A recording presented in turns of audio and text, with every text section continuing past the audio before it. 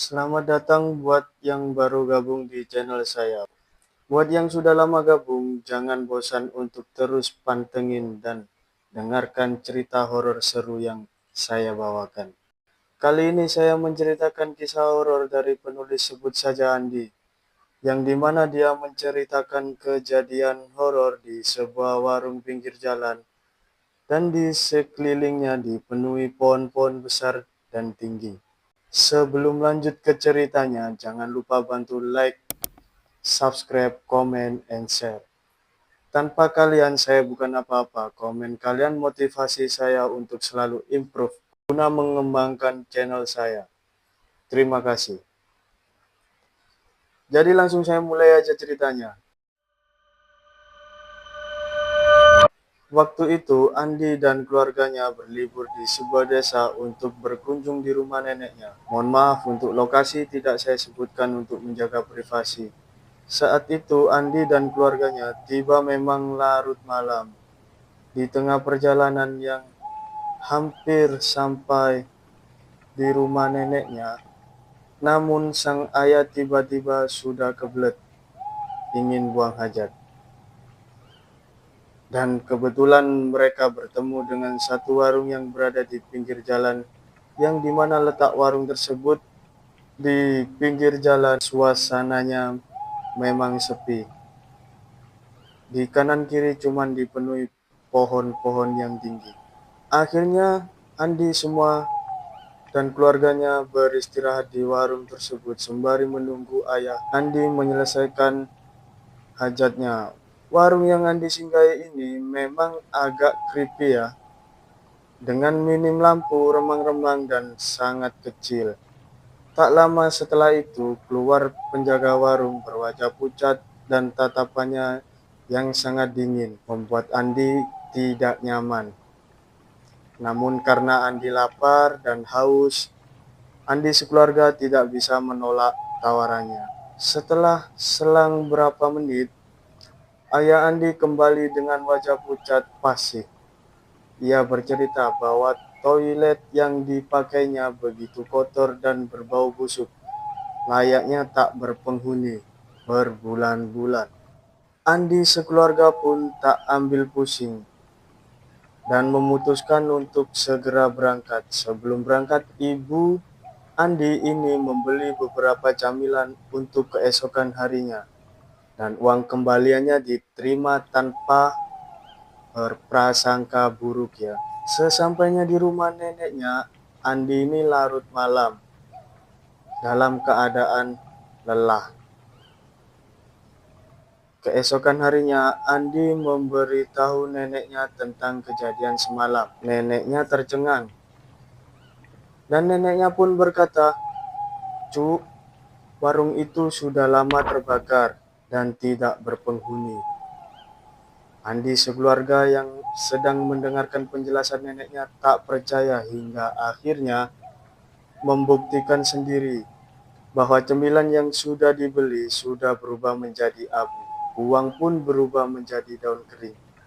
Saat itulah semua menyadari sosok yang Andi temui semalam bukanlah manusia biasa. Andi sekeluarga benar-benar dikejutkan oleh penjelasan neneknya.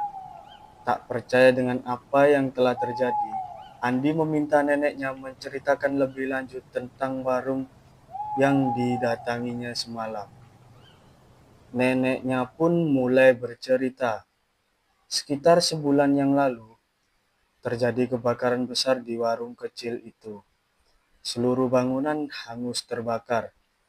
Tak tersisa apapun kecuali tumpukan arang. Yang lebih mengerikan lagi, penjaga warung beserta keluarganya terjebak di dalam dan meninggal dunia akibat luka bakar yang sangat parah. Kematian mereka tak tertangani dengan baik. Jenazah-jenazahnya itu hanya dikuburkan seadanya tanpa upacara yang layak. Banyak warga yang melihat sosok ganjil di sekitar reruntuhan warung. Ada yang melihat kepulan asap misterius, ada pula yang mendengar tangisan menyayat hati dari arah warung tersebut. Tak hanya itu, beberapa warga juga mengalami kejadian aneh saat lewat di tempat kejadian perkara. Mereka seolah masuk ke dalam dimensi lain dan menemui sosok-sosok yang tak bisa dijelaskan.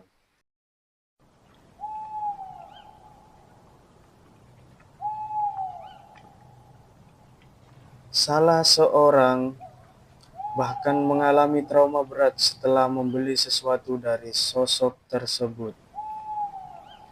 Mendengar penjelasan neneknya, Andi mulai merinding dan berbicara dalam hati. Apa yang aku temui semalam adalah hantu penghuni warung itu? Andi dan keluarganya semakin tercengang mendengarkan cerita neneknya. Sesaat kemudian datanglah seorang warga desa yang kebetulan lewat. Nenek Andi pun meminta warga tersebut bercerita mengenai kejadian aneh di tempat kebakaran warung itu. Warga tersebut pun mulai angkat bicara.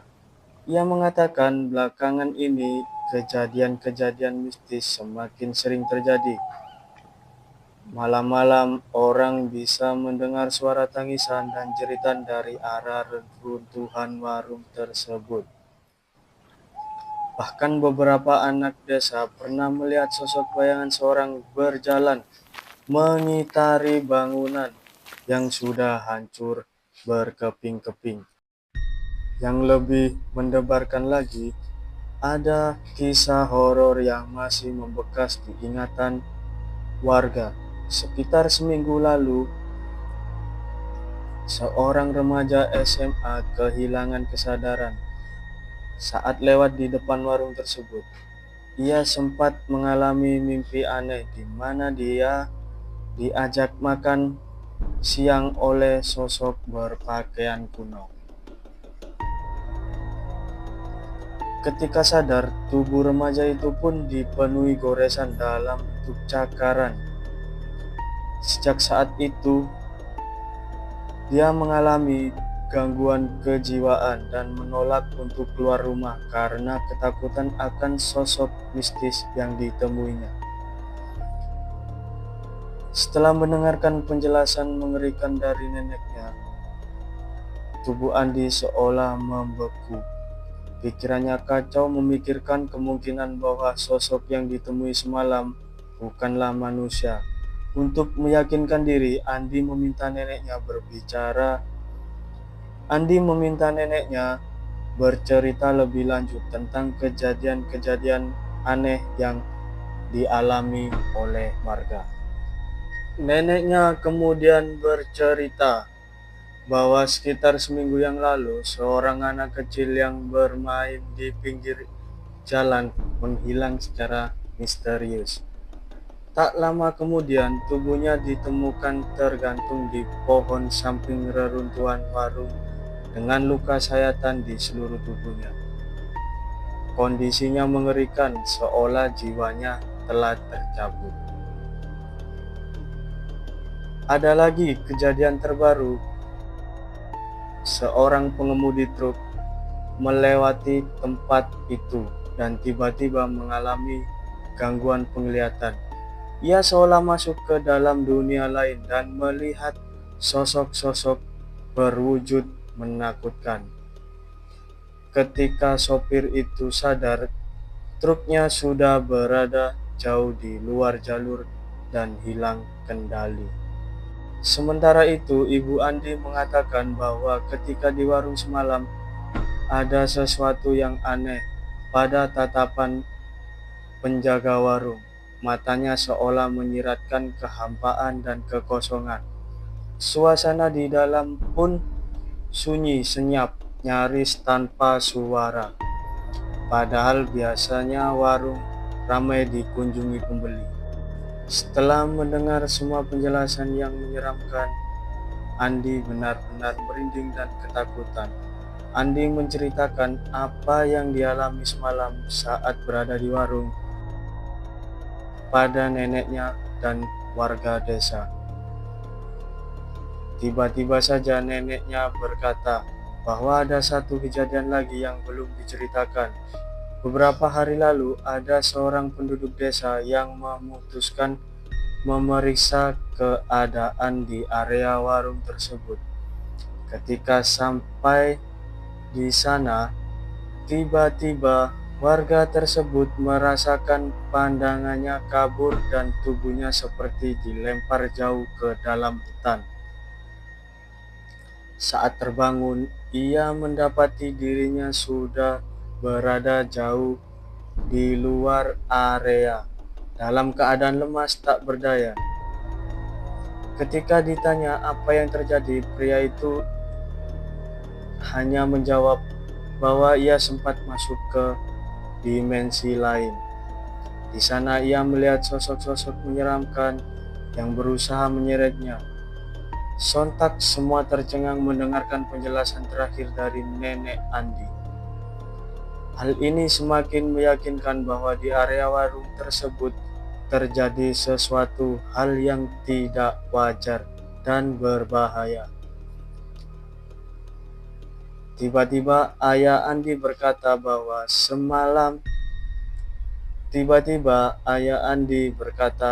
malam ini kami akan berjaga bergiliran di depan rumah neneknya agar terlindungi. Karena sepertinya roh jahat dari warung itu kini mulai mengincar korban berikutnya. Malam semakin larut, namun tak ada seorang pun dari semua yang jaga tak mampu memejamkan mata. Terlalu tegang memikirkan kejadian mistis yang baru saja dialami. Ayah Andi memberi ide agar berjaga secara berkelompok. Ketika giliran Andi dan ibu Andi berjaga, tiba-tiba terdengar suara ranting patah dari halaman rumah. Andi pun sepakat untuk memeriksanya sambil membawa senter, namun nihil. Tak ditemukan apa-apa di sana. Tak lama kemudian, suara gemericik air terdengar dari arah sumur tua di halaman belakang. Andi pun langsung menyeret ibunya ke sana dan betapa terkejutnya air sumur beriak-riak tanpa sebab. Andi dan ibunya ketakutan dan tanpa pikir panjang, mereka berdua langsung lari kabur masuk ke dalam rumah. Tak beberapa lama, ayah Andi datang dengan napas terengah-engah. Ia berkata neneknya tadi mendengar bisikan aneh dari pohon besar di halaman. Ketika Andi sekeluarga memeriksanya, tiba-tiba angin kencang berhembus dan daun-daun berguguran. Rasa seolah ada yang berusaha mengalihkan perhatian mereka. Takut terjadi sesuatu, mereka semua memutuskan untuk sementara pindah ke rumah tetangga. Namun sepanjang malam itu, gelisah terus menghantui pikiran. Keesokan harinya, mereka semua memutuskan untuk kembali ke rumah neneknya, walaupun masih was-was. Karena mereka tak ingin terus dikendalikan oleh ketakutan, di rumah neneknya ini sedang merenung sendirian sambil membaca doa. Tiba-tiba nenek Andi berseru, "Ada kertas aneh di halaman." Sontak Andi, ayahnya, dan ibunya segera menghampiri dan betapa tercengangnya mereka melihat selembar kertas lusuh berisi tulisan tergeletak di pekarangan rumah. Tulisannya tidak jelas, namun terasa mencekam. Karena penasaran, mereka memutuskan menelusuri sekitar rumah. Tak jauh dari pintu belakang terdapat sebuah tulang manusia terkubur setengah di tanah. Neneknya menjelaskan bahwa dulu di sana pernah terjadi tragedi pembunuhan. Ketika semuanya sibuk berpikir, tiba-tiba terdengar suara isak tangis memilukan dari dalam rumah. Mereka semua segera masuk dan menemukan adik Andi meringkuk ketakutan di pojok ruangan sambil menangis histeris dan berkata ada sosok wanita berambut panjang menatapnya dari jendela. Setelah itu menghilang. Aura di rumah itu terasa menakutkan. Andi berpikir dan bergumam, apa ini tanda bahwa makhluk itu sudah mengincar anggota keluarga saya?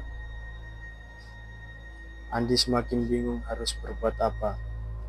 Kejadian mistis itu semakin menakutkan dan mulai khawatir keselamatan keluarganya terancam. Sembari Andi memeluk adiknya yang masih histeris, lalu bertanya pada neneknya, harus berbuat apa ini kita, Nek? Neneknya menjelaskan semua roh jahat itu ingin menyampaikan sesuatu.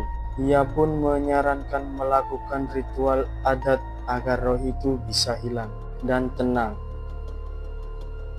Malam harinya mereka semua bersiap sesuai petunjuk neneknya. Setelah membakar dupa dan membacakan doa, tiba-tiba angin kencang berhembus dan cahaya muncul dari kolam belakang. Sosok wanita menyedihkan muncul dari dalam air.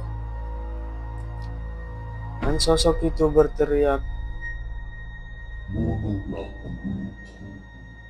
Mereka semua terkejut. Ternyata wanita itu dibunuh suaminya yang cemburu buta, lalu mayatnya dibuang di dalam kolam itu. Dan ia tidak tenang karena belum mendapatkan pembalasan. Nenek Andi pun berkata, kasus pembunuhan itu harus diungkap. Keesokan harinya, mereka semua ke kantor polisi dan bukti tulang belulang. Polisi mengusut kasus lama itu kembali dan akhirnya tersangka ditemukan dan mengakui perbuatannya. Atas desakan istrinya sendiri, akhirnya roh wanita itu bisa tenang. Semenjak itu tidak ada lagi kejadian mistis menakutkan, dan roh jahat itu hanya ingin kasus kematian terungkap. Mereka semua bersyukur karena di keluarganya tidak terjadi apa-apa dan tidak menjadi sasaran amukan makhluk tersebut. Jadi di sini kita semua bisa menyimpulkan bahwasanya dimanapun kita berpijak atau singgah, tetaplah berbuat sopan santun, jangan sampai sompral, karena kita tidak tahu apa yang kita hadapi setelahnya atau ke depannya. Jangan lupa bantu subscribe, like, komen, dan share, agar saya terus bersemangat membawakan cerita horor selanjutnya. Terima kasih.